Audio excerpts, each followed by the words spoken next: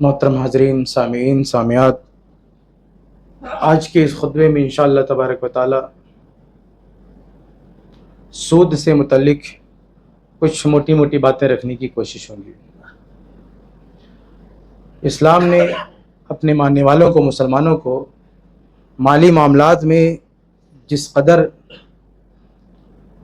تعلیم دی ہے اور ان کی رہنمائی کی ہے، اتنی رہنمائی مالی معاملات میں آپ کو کسی اور مذہب میں نہیں ملے گی۔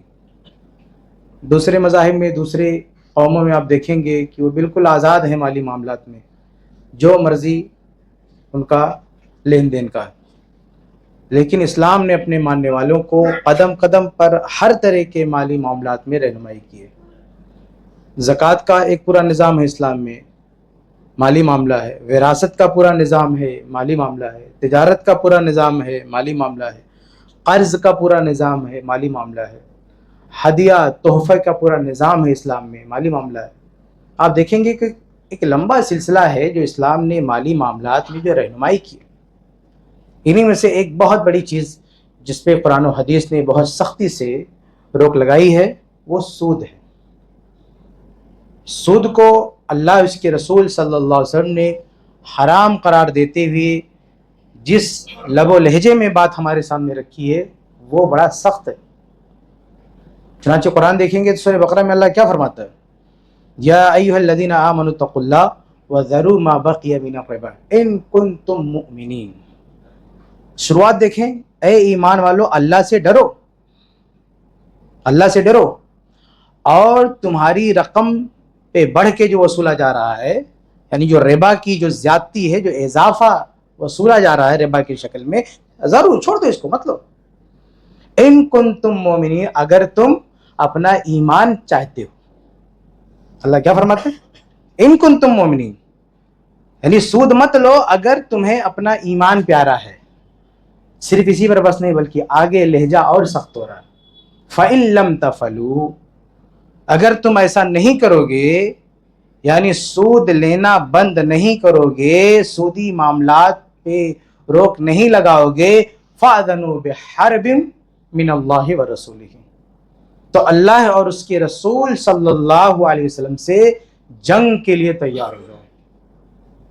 اتنا سخت لہجہ شاید آپ کو کہیں اور نہ ملے کہ اگر تم یہ بات ماننے کے لیے تیار نہیں ہو تو گویا کہ میدان جنگ میں اللہ اس کے رسول کے مقابل کھڑے ہونے کے دعوے دار ہو۔ فَأْذَنُوا بِحَرْبٍ مِّنَ اللَّهِ وَرَسُولِهِ، اللہ اس کے رسول سے جنگ کے لیے تیار ہو جاؤ۔ وَإِن تُبْتُمْ، لیکن اگر توبہ کرنے کے لیے راضی ہو، توبہ کر رہے ہو، فَلَكُمْ رُءُوسُ أَمْوَالِكُمْ، تو جتنا تمہارا اپنا پیسہ تھا لے لو، باقی ضرور ما بقی من الربا، شروع میں کہا جو زیادہ اضافی رقم ہے اسے چھوڑ دو، اسے تمہیں لینا نہیں ہے، اسے چھوڑ دو۔ تمہارا پیسہ کتنا ہے؟ رؤوس اموالکم، جو تم نے لگایا ہے، جو تمہارا اصل پیسہ وہی تمہارا ہے، اس پہ جو اضافی رقم سود کی شکل میں وہ تمہارا نہیں، ضرور اسے چھوڑو، مت لو اس کو۔ تو اس آیت میں آپ دیکھیں گے کہ اللہ رب العالمین نے بہت ہی سخت لہجے میں سودی معاملات پر گرفت کی ہے اور اسے اللہ اس کے رسول سے جنگ کرنے والا قرار دیا ہے جو ماننے کے لیے تیار نہیں۔ آپ حدیث دیکھیں تو حدیث میں بھی اللہ کے رسول صلی اللہ علیہ وسلم نے بھی سود کو صرف بڑے گناہ نہیں بلکہ بڑے گناہوں میں بھی جو ٹاپ 7 کے 7 بڑے بڑے گناہ ہیں اس میں شمار کیا ہے۔ چنانچہ صحیح بخاری صحیح مسلم کی حدیث ہے، ابو ہریرہ رضی اللہ عنہ حدیث کے راوی کہتے ہیں کہ اللہ کے رسول صلی اللہ علیہ وسلم نے فرمایا کہ اجتنبوا السبع الموبقات، کہ 7 تباہ و برباد کر دینے والے گناہوں سے بچو۔ 7 قسم کے گناہ ایسے ہیں جو تباہ و برباد کر دیتے ہیں، الموبقات، جو ہلاک کرنے والے، تباہ کرنے والے۔ یہ 7 گناہ اکبر الکبائر میں سے، ایک ہوتے چھوٹے گناہ، صغیرہ گناہ کہتے ہیں، اس کے بعد ہے کبیرہ گناہ، اور یہ ہے اکبر الکبائر، کبیرہ میں بھی یہ ٹاپ 7 بڑے بڑے گناہ ہیں۔ تو فرمایا اللہ کے رسول صلی اللہ علیہ وسلم نے کہ اجتنبوا السبع الموبقات، کہ 7 بڑے بڑے گناہوں سے اپنے آپ کو بچاؤ۔ صحابہ نے پوچھا وما ہن یا رسول اللہ، کہ اللہ کے رسول صلی اللہ علیہ وسلم وہ 7 بڑے بڑے گناہ کیا ہیں؟ قال، تو اللہ کے رسول صلی اللہ علیہ وسلم نے جواب دیا الشرک باللہ، سب سے پہلا کیا ہے؟ اللہ کے ساتھ شرک کرنا. دوسرا والسحر، جادو. اور تیسرا قتل النفس التي حرم اللہ الا بالحق، کسی کو جان سے مار دینا، بلا وجہ کسی کی جان لینا، یہ تیسرا بڑا گناہ ہے. اور چوتھے نمبر پہ کیا کہا؟ وَأَكْلُ الرِّبَا، اور سود کھانا. پانچویں نمبر پر اکل مال یتیم، یتیم کا جو ہے مال کھانا. اور چھٹے نمبر پر وَالتَّوَلِّي يَوْمَ الزَّحْفِ، میدان جنگ میں پیٹ پھر کے بھاگنا. اور ساتویں نمبر پر قذف المحصنات المؤمنات الغافلات، بھولی بھالی لڑکیوں پہ بدکاری کی تہمت لگانا. تو یہ 7 بڑے بڑے گناہ ہیں. اس میں چوتھے نمبر پر ذکر ہے اس کا سود کھانے کا. بلکہ شروع کا جو 2 ہے شرک اور سحر، یہ دونوں ایک ہی کیٹیگری میں آتا ہے، کیونکہ جادوگر بھی مشرک ہی ہوتا ہے، عقیدے سے متعلق ہے، دونوں کا تعلق عقیدے سے. تو سب سے یعنی ایمان کہہ لیجیے، سب سے پہلا بڑا گناہ کیا ہے؟ ایمان کے خلاف جو شرک ہے، یہ سب سے بڑا گناہ ہے. اس کے بعد اسلام میں دوسرے نمبر پر جو سب سے زیادہ جس کو سیریس لے گا، کسی کو جان سے مار دینا. ایمان کے بعد دین کے بعد ایک انسان کی زندگی میں سب سے اہم چیز اس کی جان ہے، اس کے بعد اس کا مال ہے. مال میں سب سے پہلے نمبر پر جو مالی کرپشن ہے یا مالی بگاڑ ہے، وہ سود کو رکھا گیا ہے. تو یہ ترتیب ہے انسانی زندگی میں. ایمان اس کا سب سے اہم ہے، اس کے بعد اس کی جان، اور اس کے بعد اس کا مال. تو اسی لیے آپ اس ترتیب سے دیکھیں گے تو تیسرے نمبر پر سمجھیے جو مالی معاملہ آتا ہے، اس میں سود کو، گناہوں میں سود کو رکھا گیا ہے کہ سب سے بڑا گناہ سود ہے. اگر یہ شرک اور جادو الگ الگ کریں، چوتھے نمبر پر ہے، دونوں کو ایک کیٹیگری میں دیکھیں تو یہ تیسرا سب سے بڑا گناہ جو اسلام میں ہے وہ سود ہے، سب سے بڑا گناہ ہے اکل الربا، سود کھانا. تو قرآن اور حدیث دونوں میں ہم دیکھتے ہیں کہ اللہ اور اس کے رسول نے بڑی سختی سے اس سے روکا ہے. اور صرف سود سے روکا ہی نہیں ہے، اس کے آس پاس بھی پھٹکنے سے منع فرمایا. صحیح مسلم کی روایت ہے، اللہ کے رسول صلی اللہ علیہ وسلم فرماتے ہیں کہ لعن اللہ تبارک و تعالیٰ کی لعنت ہو آکل الربا وموکلہ وکاتبہ وشاہدہ وقال ہم سواء، رواہ مسلم. صحیح مسلم کی روایت، اللہ کے رسول صلی اللہ علیہ وسلم فرماتے ہیں کہ اللہ تعالیٰ کی لعنت ہو کس پہ؟ آکل الربا، جو سود کھاتا ہے، جو سود کھاتا ہے اس پہ اللہ کی لعنت ہو. وہ منہ کی لہو، اور جو کھلاتا ہے اس پہ بھی اللہ کی لعنت ہو. صرف کھانے والے پہ نہیں، جو سود کھلا رہا ہے اس پر بھی اللہ کی لعنت ہو. اور وہ کاتبہ، اچھا یہ تو کھانے کھلانے والے دونوں انوالو ہیں. کاتبہ، جو ان کے معاملات کو درج کرتا ہے، جو لکھتا ہے، جو نوٹ کرتا ہے، جو ان کا ریکارڈ مینٹین کرتا ہے، اس پر بھی لعنت ہے. اب سوچیں، یعنی اس کا کھانے پینے سے کوئی تعلق نہیں، یہ صرف سود کھانے والا اور کھلانے والا یہ دونوں الگ پارٹی ہے. تیسرا بندہ ان کے اس ریکارڈ کو مینٹین کرتا ہے، صرف لکھتا ہے، اس کی دیکھ بھال کرتا ہے، ان کا اسسٹنٹ ہے. یہ اس پر بھی اللہ کی لعنت ہے.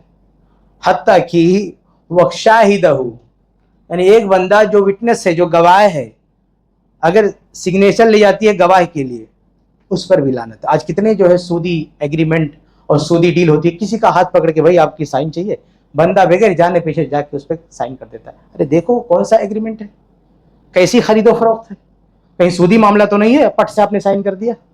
اللہ کی لعنت ہے ایسی دستخط کرنے والوں پر، جنہوں نے سودی معاملات میں جا کے دستخط کر دیا، کوئی چھان بین نہیں کیا. یہ صحیح مسلم کے الفاظ ہیں. شاہدہ، یعنی سودی معاملات میں جو گواہی دیتا ہے اس پر بھی اللہ کی لعنت ہے. یعنی آس پاس بھی جو پھٹکتا ہے نا سود کے، اللہ کے نبی اس پہ بھی لعنت برسا رہے ہیں. صرف لعنت ہی نہیں، بلکہ حدیث کا آخری جملہ کیا ہے؟ وَهُمْ سَوَاءٌ، یہ سب کے سب گناہ میں برابر کے شریک ہیں. آپ دیکھیں کیسے باندھ دیا ہے، کسی طرح کی ہیلا بازی، حجت بازی کا راستہ نہیں چھوڑا اسلام نے. کوئی یہ نہ کہ بھائی وہ تو کھلا رہا ہے زیادہ گناہ ہے، یا کھا رہا ہے زیادہ گناہ ہے، ہم تو صرف گواہی دے رہے ہیں ہمارا کم ہے. نہیں، کہا ہم سواء، یہ برابر کا شیئر ہے گناہ میں ان کا، یعنی سب کا گناہ برابر ہے. کھانے والا، کھلانے والا، گواہی دینے والا، لکھنے والا، یہ سب کے سب برابر کے شریک ہیں اس گناہ میں اس لیے سب پر برابر کی لعنت بھی ہے اللہ کے نبی کی. وہ نبی جو نبی رحمت ہے، رحمت للعالمین ہے. اللہ کے نبی صلی اللہ علیہ وسلم نے اپنی جانی دشمنوں پر بھی لعنت نہیں کی ہے، جنہوں نے طائف میں مارا پیٹا کیا کچھ کیا. اللہ کے نبی نے لعنت نہیں کی ان کے. دیکھا کتنے لوگوں نے آپ کو ستایا لیکن آپ نے بہت کم لعنتیں کی. انہیں میں سے یہ سود ہے جہاں اللہ کے نبی جو نبی رحمت ہے وہ لعنت کر رہے. لعنت کا مطلب یہ شخص اللہ کی رحمت سے محروم رہے، اس پر اللہ رحم نہ کرے، یہ ہوتا ہے لعنت کا مطلب. اور یہ نبی رحمت جو نبی رحمت للعالمین ہے، صرف انسانوں کے لیے نہیں تمام جہانوں کے لیے رحمت ہے. انسان کے لیے بھی، چرند کے لیے، پرند کے لیے، ملائکہ کے لیے، فرشتوں کے لیے، پوری کائنات کے لیے آپ رحمت ہے. اور آپ کی تعلیمات آپ دیکھیں، آپ نے جانوروں سے متعلق تعلیمات، جانوروں پر رحم سے متعلق تعلیمات دی ہیں. آپ نے فرشتوں کی رعایت کرتے ہوئے تعلیمات دی، ان کو تکلیف نہ ہو. آپ نے ہر کمیونٹی، ہر مخلوق کے رعایت کرتے ہوئے تعلیمات دی ہیں کہ مسلمان سے کسی کو تکلیف نہ پہنچے، فرشتوں کو بھی تکلیف نہ پہنچے. نماز میں پیاز لہسن کھا کے مت آؤ، فرشتوں کو تکلیف پہنچتی ہے. ان کا رعایت کیا، ان پر رحم کیا، جانوروں پر رحم کیا. وہ نبی رحمت بد دعا دے رہے ہیں. آپ سوچیں کس پہ؟ سود کھانے والوں پہ. اللہ کے نبی صلی اللہ علیہ وسلم ان پہ رحم نہیں کر رہے ہیں کہ سود خور. یہ قرآنی آیات اور اللہ کے نبی صلی اللہ علیہ وسلم کی احادیث، اس روشنی میں ہم سمجھ سکتے ہیں کہ سود کھانا کھلانا کتنا بڑا گناہ ہے. اچھا، اس کے پیچھے حکمت کیا ہے؟ اسلام نے کیوں ایسا حرام قرار دیا ہے؟ تو اس کا ایک واضح جواب کیا ہے جو قرآن نے خود کہا کہ اس کے بارے میں اگر کوئی پوچھتا ہے، کچھ لوگ کہتے ہیں اس زمانے میں بھی جب قرآن نے حرام کیا تو کہا کہ انما البیع مثل الربا، کہا کہ یہ تو بھائی بزنس ہے. اس زمانے کے لوگوں نے کہا یہ سود حرام کیسے؟ بزنس ہے، دونوں راضی ہیں، کیا پرابلم ہے آپ کو؟ یہ بھی راضی وہ بھی راضی. تو اللہ کے نبی اللہ رب العالمین نے جواب دیا کہ فرق یہ ہے کہ تجارت کو اللہ نے حلال کرا دیا ہے اور سود کو حرام کرا دیا ہے. یعنی اس کی باریکیوں میں آپ کو جانے کی ضرورت نہیں، یہ آسمان سے آرڈر، اللہ کا حکم بس. تو ایک مسلمان کے لیے یہی کافی ہے کہ اللہ نے حرام کرا دیا. کیوں؟ وہ مرنے کے بعد اللہ سے پوچھنے کیوں. اس دنیا میں اگر آپ ایمان لے آئے ہیں، مسلمان ہیں، تو کیوں کا سوال کرنے کا حق ہی نہیں. اصل میں لا یسأل عما یفعل، اللہ کیا کرتا ہے آپ سوال نہیں کر سکتے اللہ سے. آپ کو ماننا ہے، آپ کو اطاعت کرنی ہے اللہ کی، کیونکہ یہ کنفرم ہے کہ اللہ تعالیٰ جو بھی حکم دیتا ہے ہمارے فائدے کے لیے دیتا ہے. ہماری عقل کو اللہ نے اس طرح ڈیزائن نہیں کیا ہے کہ ہر معاملے کی تہ تک پہنچ جائے. ابن القیم رحمہ اللہ لکھا ہے کہ اسلام کی ہر تعلیمات عقل کے موافق ہے، لیکن عقل سلیم کے موافق ہے، عقل فاسد کے نہیں. جس کی عقل میں فساد آ گیا ہو اور غلط تربیت ہوئی ہے جس کی عقل کی، غلط طریقے سے پروان چڑھی ہے جس کی عقل، وہ ہمیشہ غلط ہی خیالات اس کے ذہن میں آئیں گے. تو اصل بات یہ ہے بحیثیت مسلمان ہمارا معاملہ کیا ہونا چاہیے کہ اللہ رب العالمین نے تجارت کو حلال قرار دیا ہے، سود کو حرام قرار دیا ہے، اس لیے ہم اس کی طرف نہیں جائیں گے. باقی اس کے فوائد کیا حکمتیں ہم اپنے غور و فکر سے بتا سکتے ہیں، لیکن یہ نہیں کہ ان فوائد پر بحث کرتے ہوئے آپ کو یہ فوائد نہیں سمجھ میں آ رہے ہیں تو آپ کہیں کہ نہیں سود کو حلال ہونا چاہیے. یہ اس کی اجازت نہیں ہے. تو علماء نے جو اس کے فوائد پر بحث کیے ہیں اس میں ایک دعا میں آپ کے سامنے ذکر کرتا ہوں. جیسے ایک چیز یہ ہے کہ سود جو بندہ لیتا ہے وہ بلا عوض، اسلام یہ نہیں چاہتا ہے کہ بلا عوض آپ کسی کا پیسہ لے لو. آپ کسی سے پیسہ لے رہے ہو تو اس کے بدلے میں کچھ اس کو دو. بھیا الہی کے آدمی تحفہ دے رہا ہے، خود سے دے رہا ہے، الگ بات ہے. لیکن آپ کسی سے آپ لے رہے ہو پیسہ، خاص طور سے کوئی مجبور ہے، پریشان حال ہے، اس کا پیسہ آپ لے رہے ہو تو اس کے بدلے میں آپ نے اس کو کیا دیا؟ آپ کے پاس پیسہ ہے، آپ کو ضرورت سے زائد ہے، کسی غریب کو آپ نے دے دیا. بعد میں کیا کیا؟ جب وصولا تو بڑھا کے وصولا. کیوں وصولا آپ نے اس کو کیا دیا؟ کچھ نہیں دیا اس نے آپ کو. آپ نے اسے کچھ نہیں دیا. آپ کا پیسہ یہ زائد تھا، آپ کے کام کا نہیں تھا. آپ کے کام کا ہوتا تو آپ کے پاس رہتا. آپ کہیں لگاتے ہو تجارت میں، کون آپ کو منع کر رہا ہے؟ لیکن آپ ایسے بچا کے رکھے ہو اور کسی کو دینے کے بعد آپ کہو کہ ہم کو بڑھا کے دے، تو آپ نے اس کو کچھ دیا نہیں. جو دیا تھا وہ آپ نے وصول لیا. تو یہ جائز نہیں ہے. دوسری بات یہ ہے کہ اس سے قرض، جو اسلام نے ایک بہت بڑا نظام ہے اسلام کا قرض، کہ ایک غریب آدمی ہے، پریشان حال ہے، اس کو قرض دے کر اس کی مدد کی جائے. اسلام نے بہت زیادہ اس پہ ابھارا ہے قرض پر، کہ قرض دے کر کسی کی مدد کی جائے. آپ بتائیے اگر سودی سسٹم ہے تو کون کسی کو قرض دے گا؟ کوئی کسی کو نہیں دے گا، کیونکہ ذہن میں یہ بسا ہوا ہے کہ ادھر ہم اس کو قرض دے دیں گے تو ہمارا بینیفٹ کیا ہے؟ بینک میں پڑا رہے گا تو کچھ سود ملے گا ہم کو، یا کسی کو ایسے دے دیا سودی معاملات میں ہم کو کچھ ملے گا. لیکن ایسے ہم نے کسی کو دے دیا اور ہم کو اتنا ہی واپس کرا تو ہمیں کیا ملا؟ کچھ نہیں ملا. تو وہ اصل میں قرض دینے کی جو روایت ہے اور دینے کا جو جذبہ ہے اس کی موت ہوتی ہے سودی نظام سے. آدمی کسی کو قرض نہیں دینا چاہتا, یعنی اللہ کی خاطر اور کسی کی مدد کی خاطر کسی کو قرض نہیں دینا چاہتا ہے. حالانکہ یہ بہت بڑا ثواب کا کام ہے کہ کسی پریشان حال کو قرض دینا اور کسی کو دیے ہوئے قرض میں گنجائش دینا, یہ بہت ثواب کا کام ہے. ہم یہ نہیں کہتے کہ قرض لینے والے سب صحیح ہے. آج کل رونا روتے ہیں نا کہ جو قرض لیا بھول جاتا ہے. اس کا علاج یہ نہیں کہ آپ قرض دینا بند کر دو, اس کا علاج وہ ہے جو اللہ کے رسول نے دیا ہے, جو صحابہ نے کیا ہے. ایک صحابہ نے, اللہ کے رسول نے کیا سسٹم بنایا ہے قرض کا, کہ ایک آدمی قرض لے, کسی کو ہم قرض دے رہے ہیں تو سیکورٹی کیا ہمارے پاس, رہن ہے, رہن. اللہ کے نبی کے زمانے میں جب قرض کا لین دین ہوتا تھا تو بدلے میں کچھ رکھتے تھے, جیسے زیورات ہیں, سونے ہیں. تو آپ کسی کو 2 لاکھ دو, 2 لاکھ کا سونا اس سے آپ رکھ لو, کہاں بھاگ کے جائے گا وہ. تو یہ کہتے نا ہم قرض نہیں دیں گے, لوگ لے کے بھاگ جاتے ہیں. کیوں بھاگ جاتے ہیں؟ کیونکہ آپ نے اسلامک سسٹم سے ہٹ کے قرض دیا ہے. آپ نے اس کے بدلے میں کیوں نہیں رکھا, اس سے ڈیمانڈ کیا. ایک بندہ کہتا ہے کہ ہم کو 1 لاکھ روپے کی ضرورت, دے دو. اس کی بیوی کا زیور لاؤ, اس کی بیوی کا, اس کا جو بھی زیور لاؤ, ہمارے پاس رکھو, 1 لاکھ کا لے کے جاؤ 1 لاکھ. اب وہ نہیں 1 لاکھ لوٹائے گا, ضبط کر لو, آپ کا رائٹ ہے, اسلام آپ کو اس کی اجازت دیتا ہے. تو اللہ کے رسول کے زمانے میں آپ دیکھیں گے جو قرض دیے جاتے اس کے بدلے میں کچھ سیکورٹی کے لیے رکھا جاتا تھا. اب وہ بندہ واپس کرنا ہی کرنا ہے, اس کو نہیں واپس کرے گا تو یہ چیز ضبط کر لی جائے گی. تو یہ طریقہ ہے کہ آپ قرض سے نفرت مت دلاؤ کہ لوگ بھاگ جاتے ہیں.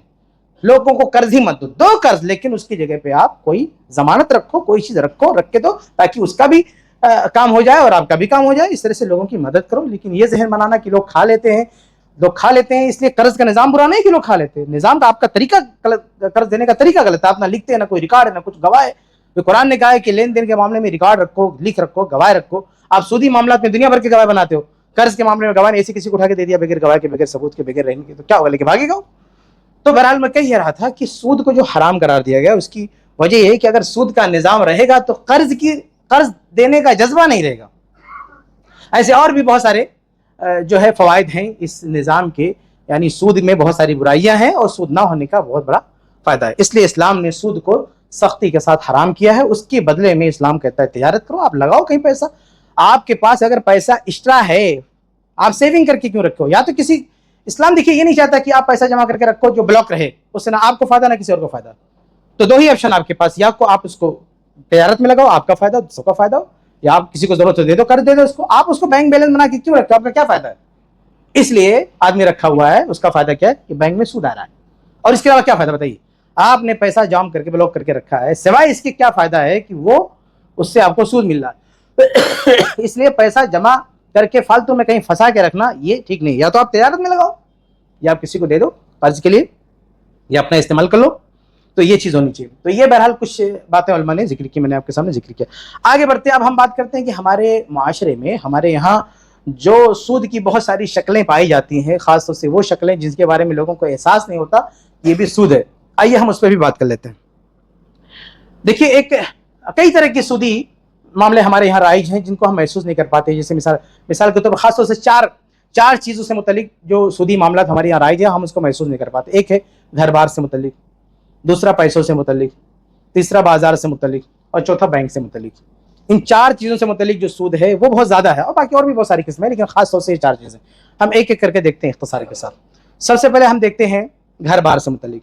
دیکھیے ہمارے یہاں گھر بار میں ایک مسئلہ آتا ہے لائٹ بل کا. اگر آپ نے وقت پہ جمع نہیں کیا تو اس پہ وہ سود چڑھا دیتا ہے. جتنا آپ لیٹ کریں گے اتنا سود چڑھا دے گا وہ. ہم سستی اور کاہلی, ایسا نہیں کہ ہمارے پاس پیسہ نہیں ہوتا ہے, سستی اور کاہلی میں بھی اگنور کرتے ہیں, لائٹ کا بل وقت سے نہیں بھرتے ہیں اور سود چڑھ جاتا ہے. تو ہم کیا ہوئے یہاں پہ, ہم سود دینے والے ہوئے, جس پر اللہ کے نبی نے لعنت کی ہے. اس لیے اس کو آپ لیٹ فائن بولو, جو چاہے نام دو. دیکھو اسلام اپنے اعتبار سے دیکھتا ہے کہ چیز ہے کیا.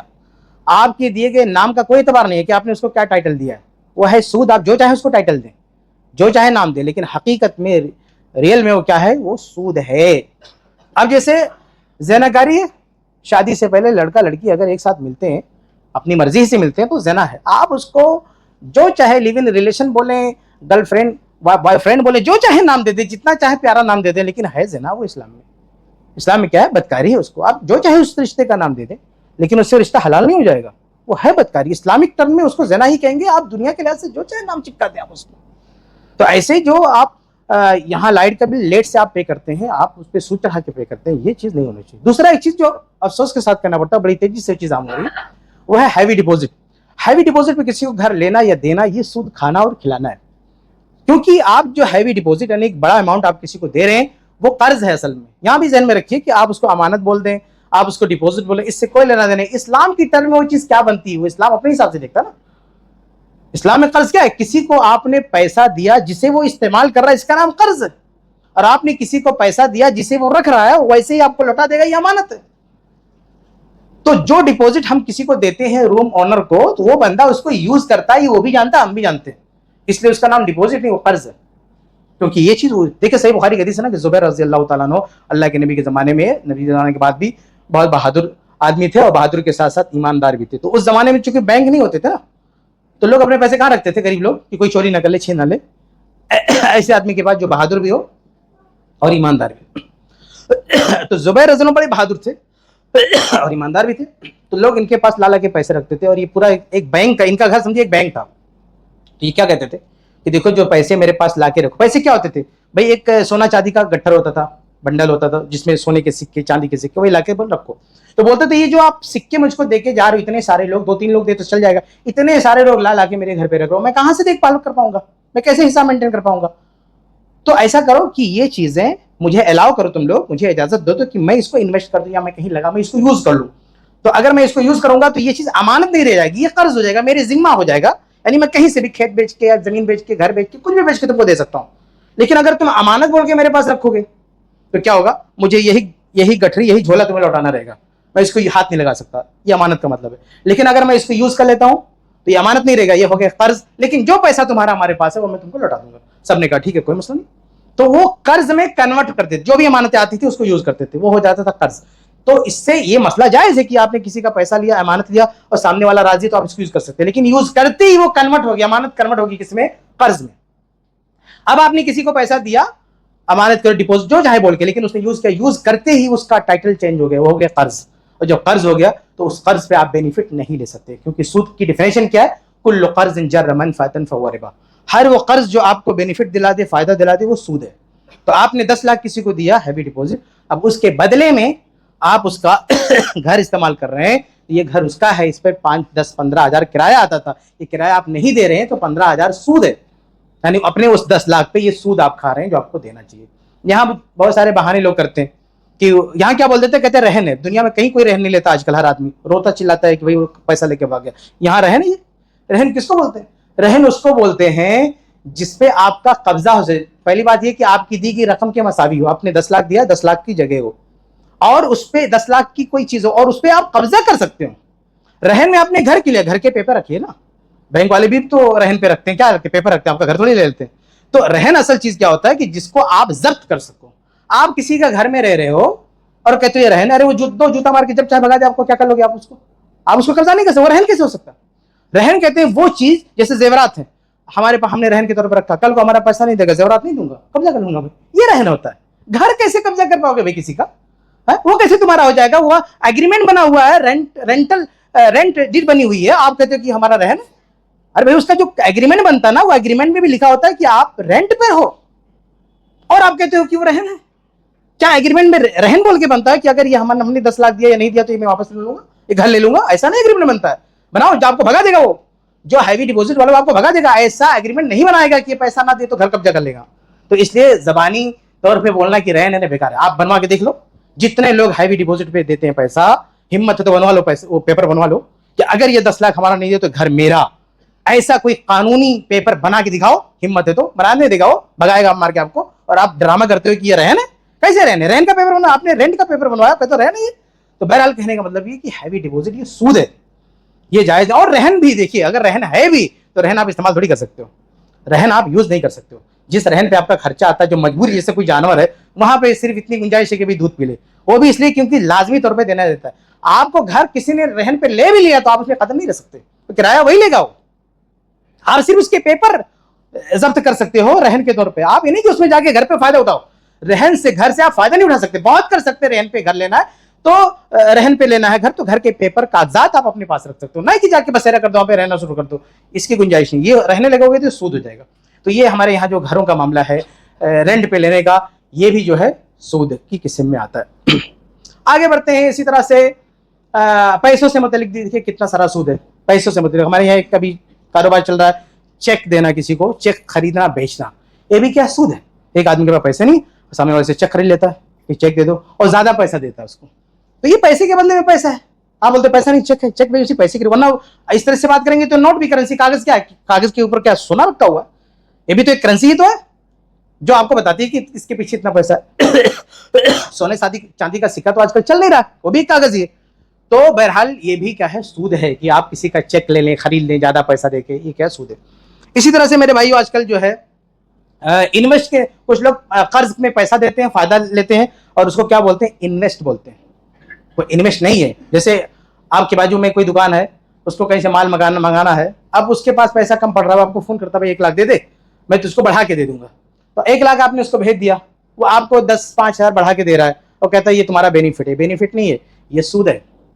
बेनिफिट तब होता जब ये डील होती कि 1 लाख इन्वेस्ट कर, अगर डूब गए तुझे कुछ नहीं मिलेगा, और नफा हुआ तो इतना % मिलेगा। लॉक अमाउंट कैसे बता सकते हैं आप, कितना मिलेगा? 10,000 मिलेगा, पता नहीं कितना नफा आएगा, और पता नहीं आएगा कि नहीं आएगा। तिजारत में ये होता है कि नफा कंफर्म नहीं होता, नफा भी हो सकता है, नुकसान भी होता है। तो अगर डील ये होती है ना कि 1 लाख ले ले, डूबा तो डूबा, और अगर फायदा हुआ तो इतना % हमारा नफा है, इसको बोलते हैं तिजारत। लेकिन ये नहीं 1 लाख दे, इसको वापस करने की पूरी गारंटी मेरी है, प्लस 10,000 बढ़ा के दूंगा, ये कंफर्म सूद है, ये जायज नहीं है।